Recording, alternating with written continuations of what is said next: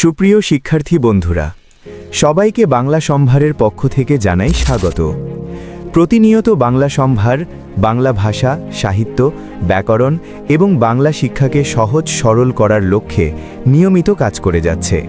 তার ধারাবাহিকতায় বাংলা সম্ভারের আয়োজন সাহিত্য কথন, যেখানে বিভিন্ন শ্রেণীর বাংলা প্রথম পত্রের সাহিত্য অংশের গদ্য ও কবিতা নিয়ে সংক্ষেপে আমরা সহজভাবে আলোচনা করে ব্যাখ্যা দিয়ে থাকি। আজকে আমাদের আলোচনার বিষয় বাংলা সাহিত্যে পল্লী কবি নামে পরিচিত জসীমউদ্দিনের রচিত বালুচর কাব্যগ্রন্থ থেকে নেওয়া একাদশ-দ্বাদশ শ্রেণীর প্রতিদান কবিতাটি। আলোচনা শুরু করার আগে আপনাদের কাছে অনুরোধ, যারা আমাদের চ্যানেলকে এখনও সাবস্ক্রাইব করেন নাই, সাবস্ক্রাইব করে পাশে থাকা বেল আইকনটি বাজিয়ে দিন। একবার ভাবুন তো এমন একটা কবিতার কথা যেটা আমাদের এমন কিছু করতে বলে যা প্রায় অসম্ভব মনে হয়। কি সেটা? যারা আমাদের আঘাত করে তাদেরকেই ভালোবাসা। হ্যাঁ, এটাই জসীমউদ্দিনের প্রতিদান কবিতা। র্যাডিক্যাল বা চরম সহানুভূতির এক অসাধারণ দর্শন। মাটির কবি জসীমউদ্দিন, যাকে আমরা সবাই পল্লী কবি নামেই চিনি। ওনার জীবনটা শুরু হয়েছিল ১৯০৩ সালে ফরিদপুরের একটা সাধারণ গ্রামে, কিন্তু তার প্রতিভা তাকে কিন্তু অনেক দূর নিয়ে গিয়েছিল। ভাবুন, কলেজ জীবনে কবরের মতো একটা কবিতা লিখে তিনি সবাইকে চমকে দিয়েছিলেন। এরপর ঢাকা বিশ্ববিদ্যালয়ে পড়িয়েছেন, এমনকি সরকারি বড় পদেও কাজ করেছেন। ১৯৭৬ সালে তিনি মারা যান, কিন্তু আমাদের জন্য রেখে গেছেন এক অমর সাহিত্যের ভাণ্ডার।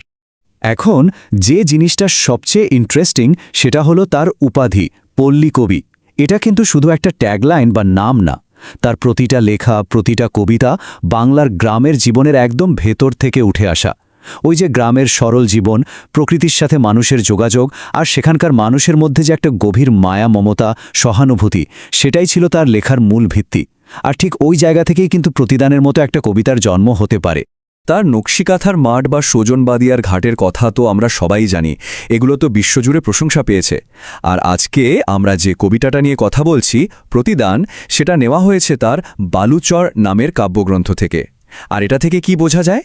বোঝা যায় যে সহানুভূতির এই যে দর্শন, এটা হুট করে আসা কোনো আইডিয়া না, বরং তার পুরো লেখালেখি জুড়েই এর একটা ছাপ ছিল। এক অসম্ভব প্রতিদান মানে প্রশ্নটা তো আসেই, তাই না? যে ক্ষতি করল তার উত্তরে এতটা উদার হওয়া, এটা কি আসলেই সম্ভব? আর ঠিক এই পয়েন্টেই আমরা কবিতাটার মূল দর্শনে ঢুকে পড়ি। দেখুন, প্রতিদান কিন্তু শুধু কতকগুলো সুন্দর শব্দের খেলা না, এটা একটা সক্রিয় দর্শন। মানে ঘৃণার জবাব ঘৃণা দিয়ে দেওয়াটা তো সহজ, কিন্তু এখানে বলা হচ্ছে ভালোবাসা দিয়ে তার জবাব দিতে, এমন ভালোবাসা যা নতুন কিছু সৃষ্টি করে। চলুন এবার আমরা কবিতাটার ভেতরে ঢুকি। লাইনগুলো একটু ভেঙে ভেঙে দেখি যে কবি ঠিক কিভাবে স্টেপ বাই স্টেপ আঘাতের বিপরীতে ভালোবাসাকে দাঁড় করিয়েছেন। তিনি লিখছেন, আমারে ঘর ভাঙিয়াছে যেবা, আমি বাঁধি তার ঘর, আপন করিতে কাঁদিয়া বেড়াই, যে মোরে করিয়াছে পর। একবার ভাবুন তো লাইনটার কথা। এটা কিন্তু শুধু মাফ করে দেওয়া না, না, এটা তার চেয়েও অনেক বড়, অনেক গভীর একটা ব্যাপার। প্রথম উদাহরণটা দেখুন, কি অসাধারণ একটা ব্যাপার। এখানে আঘাতটা কি? কেউ একজন কবির ঘর ভেঙে দিয়েছে। এখন নর্মাল রিয়াকশন কি হতে পারত? প্রতিশোধ নেওয়া বা নিদেন পক্ষে নিজের ঘরটা ঠিক করা। কিন্তু কবি কি করছেন? তিনি বলছেন, আমি বাঁধি তার ঘর, মানে যে ধ্বংস করল তার জন্যই নতুন করে কিছু সৃষ্টি করা হচ্ছে। অবিশ্বাস্য। এই আইডিয়াটা পরের ধাপে গিয়ে আরও গভীর হচ্ছে। এবার আঘাতটা হলো বিষে ভরা বান, মানে এটা চরম একটা হিংস্রতার প্রতীক। আর এর প্রতিদানটা কি? বুক ভরা গান। ভাবা যায়, এখানে হিংসার বদলে হিংসা তো দূরের কথা, উল্টো শিল্প আর সৌন্দর্যের মতো একটা উপহার দেওয়া হচ্ছে। এই একই ট্রেন্ড আমরা পরের অংশেও দেখতে পাই। খুব সহজ কিন্তু খুবই গভীর একটা ছবি। ব্যথার প্রতীক হিসাবে আসছে কাঁটা, আর তার জবাবে কবি দিচ্ছেন ফুল। তিনি কিন্তু একদম জেনে বুঝেই, সচেতনভাবেই ব্যথার বদলে সৌন্দর্যকে বেছে নিচ্ছেন। আর আমার মনে হয় কবিতার সবচেয়ে শক্তিশালী লাইন বা রূপক সম্ভবত এটাই, মোর বুকে যে বা কবর বেঁধেছে। লাইনটার গভীরতাটা একবার ভাবুন। এটা তো প্রায় আত্মিক মৃত্যুর কথা বলছে। আর এর উত্তরে কবি কি করছেন? রঙিন ফুলের ফুলমালঞ্চ ধরি, মানে যে বুকে কবর খুঁড়ে দিল তাকেই কিনা রঙিন ফুলের একটা বাগান উপহার দেওয়া। এটা সত্যি একটা চরম, একটা র্যাডিক্যাল আইডিয়া। তো এই যে এতগুলো উদাহরণ দেখলাম, এর মানেটা কি?